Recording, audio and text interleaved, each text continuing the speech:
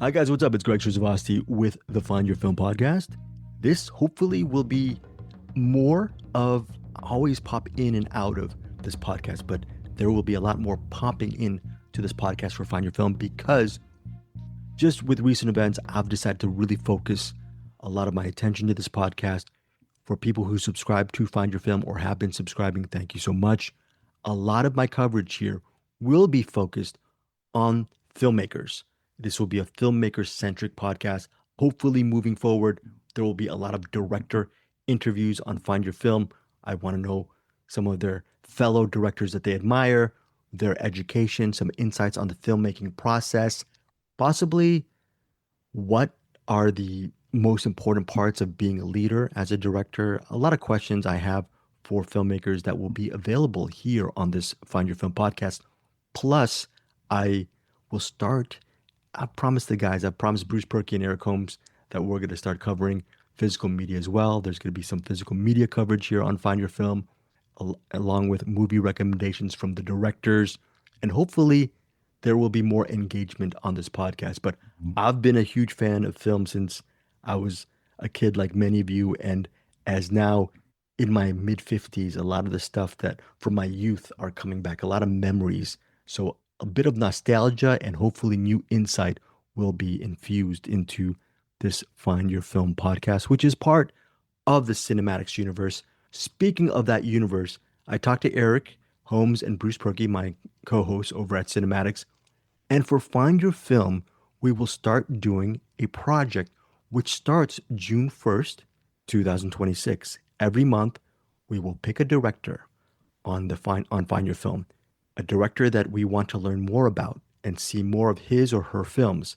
All right, so Bruce Perky had the first pick for our Find Your Film Director Spotlight for June, and that is none other than Frank Oz. Frank Oz, the filmmaker behind, I believe, Little Shop of Horrors, The Dark Crystal.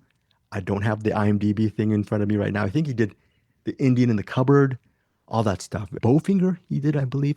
I went to this place in the Valley called The Book Off, and I purchased DVDs to his films Dirty Rotten Scoundrels and The Score.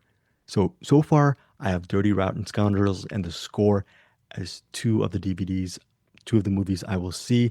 I've seen them both. I saw Dirty Rotten Scoundrels back in the 80s when it was released, and then The Score I've seen a whole bunch of times, but I will be doing hopefully deeper dives on Frank Oz's work, as well as Eric Holmes and Bruce Perky. What we will do is we will spend these 30 days researching and watching as many Frank Oz movies as possible, and then we will potentially reconvene at the end of the month to do a special Frank Oz episode. And we would love to hear some thoughts and engagement and some insights from fellow cinephiles on the work of Frank Oz. And yeah, that will be very cool as well. This is in its infancy, and so it's pretty nascent. I'm also thinking for these directors like Frank Oz, I've already purchased 2 DVDs, and I might purchase a couple of more towards the end of the month. I might even give away a bunch of all of Frank Oz's DVDs to just various people who have helped us along the journey. So I'm thinking maybe comment on your favorite Frank Oz movies or want to enter a Frank Oz giveaway at the end where I'll just send you some DVDs from Frank Oz. Maybe I'll just send it to one person, and that one person will get my version of a loot box, maybe three or 4 or 5 or 6 Frank Oz movies. Maybe that might be very cool as well. So again, just a lot of things I'm thinking about. But yes, June 1st, 2026, month of June, we will be spotlighting Frank Oz's work on the Find Your Film podcast. But for now, at this moment, we have Jon Keeyes. I should have asked him about his thoughts on Frank Oz or maybe thoughts on other filmmakers. We have Jon Keeyes talking about Speed Demon, again, starring William H. Macy and headlined by Katie Cassidy. Check out some more insight on some really good insight because it's coming from the proverbial horse's mouth from Jon Keeyes. Check out his thoughts on Speed Demon, which again is in theaters, on digital, and on demand starting today, May 31st, 2026.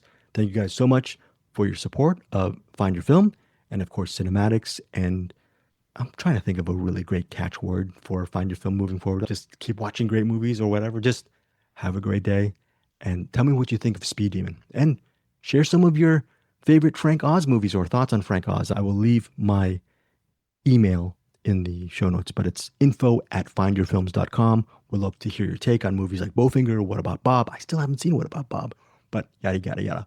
Speed Demon is up first. And so think about that. And then down the road, tell me more about Frank Oz. Take care, guys. Bye. John, how are you? Good. How you doing, Greg? Great. So yeah, I'm a fan of Cult Killer, by the way, from a couple years back. Really love that movie. And this movie as well. Yeah, no worries. This movie is as well is a mix of genres. And I feel just from those two movies, can't wait to dive into your other work, that when it comes to movies, you take a creatively big swing on your projects. Is that me overlooking that and completely being general? What do you think? Do you like to take big swings in your work? I like to take big swings. I appreciate you actually saying that because, yeah, I like to take big swings. I like to take on big projects. I like to take on dark projects. I like to take on deep subjects. I like to take on things that you take on more than I should be able to take on. But those are the kind of stories that intrigue me. So absolutely, you're right. Why do that when you're also a prolific producer? You're making your daily job. I'm sure you must have people you love too and close friends. There's only 24 hours in a day. Why do you take those big swings when you also have that full-time producing job as well? Honestly, it's at the end of the day, I got into this business to direct, to tell stories. And I'm a screenwriter and I've written a lot of stuff. I'm a producer. I produced a whole lot more than I've directed, but it's the directing that I really get passionate about, that really is why I do this, being a storyteller in that level of capacity. And working with actors is one of my absolute favorite things, figuring out character and figuring out story and arcs and tone and vibe and all of that kind of stuff. So I don't ever want to give up writing and I don't ever want to give up producing, but whenever the opportunity comes along to direct something that I really believe in and want to make, I absolutely embrace it because it's my favorite thing in the world.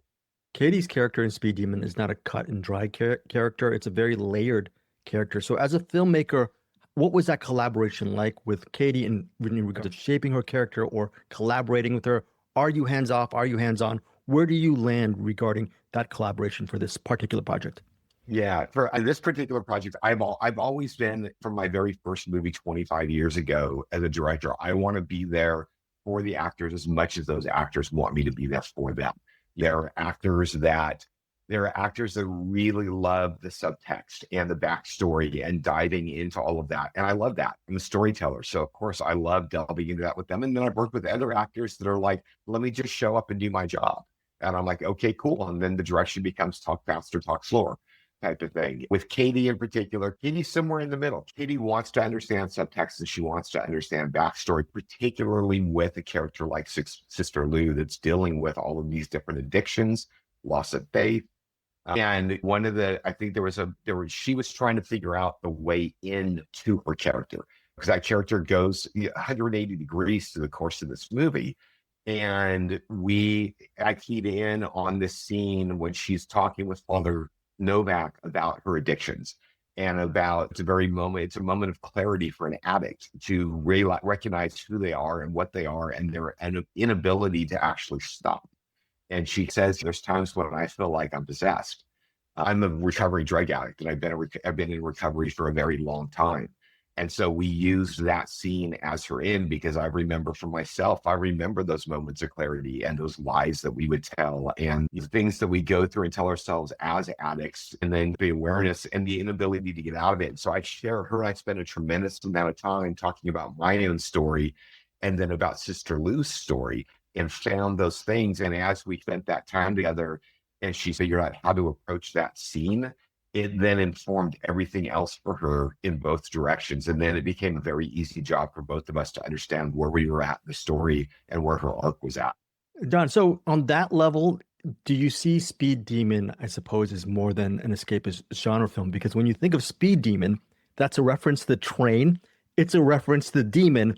But then when you put them together, it references, you're talking about escalating addiction. And it also talks about, in the midst of your troubles, trying to show up for other people, which I thought was really cool as well. Can you speak to that little theme that you're putting into your film? Yeah, no, absolutely. And that's part of my what you're saying at the beginning is that's part of my taking on something much bigger is I'm interested in the dark self. I'm interested in the things that are inside us, the darkness that's in us and how we deal and interact with those things, being a person in recovery and kind of dealing with those things. And so that was something that became very specific for me in this story as I was reading the script and working on the script with Domenico, was every character in this movie is flawed.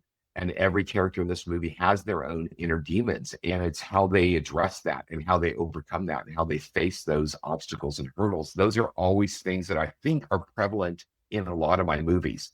And particularly in this, and it just premiered at a film festival. And in the Q&A afterwards, like there was a tremendous amount of the audience that basically were like, we were so engaged by these characters' stories and their flaws and their resistance to change and then how they changed by working with each other and facing these things. They're like, we could have just sat and watched that story. You just then happened to wrap it in a whole bunch of genre trappings of demons and trains and runaway trains and all of those things. And I appreciated that because at the end of the day, that's what I really wanted was I wanted to tell a really strong character story that just happens to be a fun, nerdy genre film at the same time. John, we're around the same age and same generation, and I'm sure both of us grew up loving so many iconic filmmakers. And I think something that's missing today in films, and that's neither here nor there. A lot of filmmakers, they will go from project to project and they'll show their diversity, but I don't see a voice within the project. That's fine. That's totally cool. But when did you develop your voice? And was that a very big ambition as far as you're a storyteller, but you wanted to have this thread throughout your work? Was that always something that you wanted on the start of your journey as far as connecting the films together?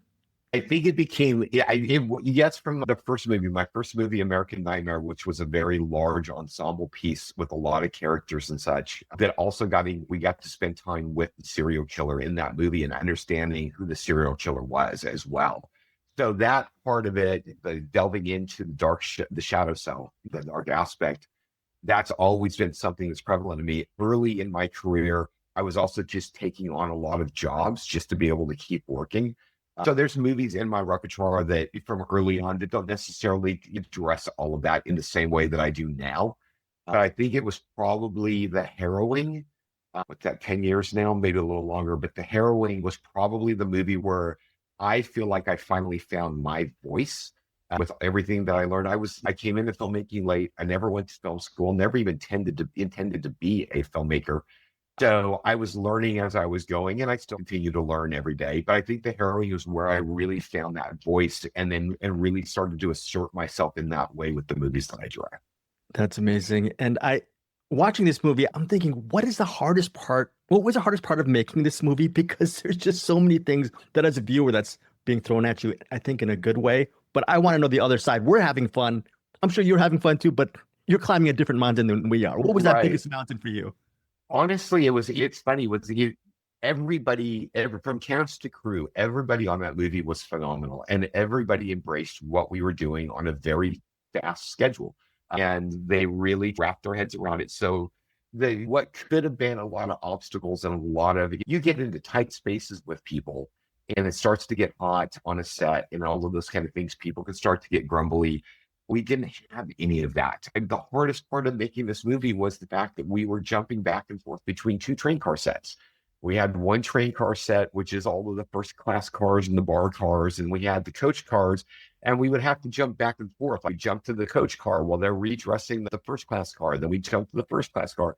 That was the biggest hurdle that we really had because everybody was so on board with what we were doing and tried to make it easy. Even like the VFX, we faced a lot of obstacles with the sheer amount. Literally almost 8.5% of this movie, every frame of this movie has visual effects in it. And that's a huge obstacle that you have to overcome. And we had people that I've known for 20 years working on this in that department, and then them embracing it so much and even like I don't know if there's a scene with fireflies in it. Yeah. And we all had an agreement going into the movie of what we could afford when it came to visual effects. And by the time we hit the second half of the schedule, the VFX company was so into what we were doing and so proud of what we were making. They're like, you know what? just go, just throw everything at them, just go. And we were able to do even more with the visual effects than were originally intended because of everybody's just enthusiasm over what we were making. Jon, as a leader, as a filmmaker and a producer, I'm sure there's not 500 other Johns or clones of you that you're working with. So you're working with completely different people. What happens when there are disagreements creatively and you have to be the proverbial captain of the ship? What is the unlock for that? Because for me, working with just one or two people is tough because we're all different people. You're working with so much more and you have so much more on your plate. What is the key for you? Well, I think one is I actually do work with a lot of the same people. Like my director of photography, Austin, this was our sixth movie together. Eric Whitney, our art director, we've been working together for 25 years. Our costume designer, Genevieve, we've worked multiple. So you get into, that is one reason why so many filmmakers work with a lot of the same key department people over and over again. But I think a big part of that also is, it's a weird thing to say, but people understanding at the end of the day, I'm the director. At the end of the day, I'm going to have the final say for good or bad. But at the end of the day, and all of them respect that. And we've got relationships like Austin, my DP, and I share a brain, and people on set laugh at us because we are so in sync with each other that there's moments where he almost starts directing, not performance, but just blocking and stuff. And then it'll be like, if Jon says that's okay, but we're in sync. We know what we're so in sync together. We know that. And so it's about selecting those people that are around you. And even when it comes to actors, spending as much time as you can with those actors early on to make sure they understand the story that you're telling and that you're on the same page. And I have been in scenarios where I've been challenged by actors and they're like, that's not the movie I'm making. And I'm like, then you shouldn't have signed up for this movie. And it never becoming a jerk and never becoming aggressive. But a lot of times my experience is when an actor gets like that, there's a level of fear or insecurity going on. And it's about helping them find their confidence again and helping them see their way into the character and the story that you're telling. Jon, thank you so much for your time. Really enjoyed Speed Demon. Very quickly, before you go, after Speed Demon, what underrated film from your filmography should our fellow cinephiles watch and why? I'm gonna say Doom Room. Doom Room, which also it's definitely my most art house type of film. It's very dark. It takes place entirely in one room, and when it ran the film festival circuit, it made people uncomfortable enough that I consistently had people walking out simply because it was making them too uncomfortable. But I think it works really well. So that was Doom Room, also called Nightmare Box.